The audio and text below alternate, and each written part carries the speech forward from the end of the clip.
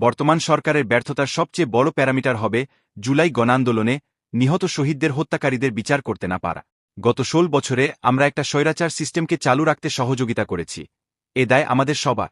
শুক্রবার সকালে জুলাই শহীদ স্মৃতি ফাউন্ডেশনের সাধারণ সম্পাদক সার্জিস আলম খুলনা জেলা শিল্পকলা একাডেমিতে শহীদ পরিবারের পাশে বাংলাদেশ অনুষ্ঠানে বক্তৃতায় এ কথা বলে। সার্জিস আলম বলেন, জুলাই আগস্ট বিপ্লবে নিজেদের কর্মকাণ্ডের কারণে পুলিশ ইমেজ সংকটে রয়েছে। নিজেদের সুনামের সঙ্গে কাজ করে সেই ইমেজ ফিরিয়ে আনতে হবে। আন্দোলনে যারা রাজপথে শহীদ হয়েছেন তাদের হত্যার বিচার করতে হবে। তিনি বলেন, পুলিশ চাইলে সবকিছু করা সম্ভব। তাদের প্রভাব মাঠ পর্যায়ে সবচেয়ে বেশি। বাংলাদেশ সেনাবাহিনী কিছুদিনের জন্য সহযোগিতার জন্য এসেছে, আবার চলে যাবে। পুরো বাংলাদেশে মাঠ পর্যায়ে আইনশৃঙ্খলা রক্ষা করার জন্য পুলিশ যে ভূমিকা পালন করতে পারে আর কেউ সেটা পারে না।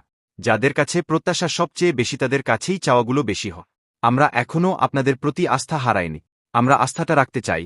পারব কি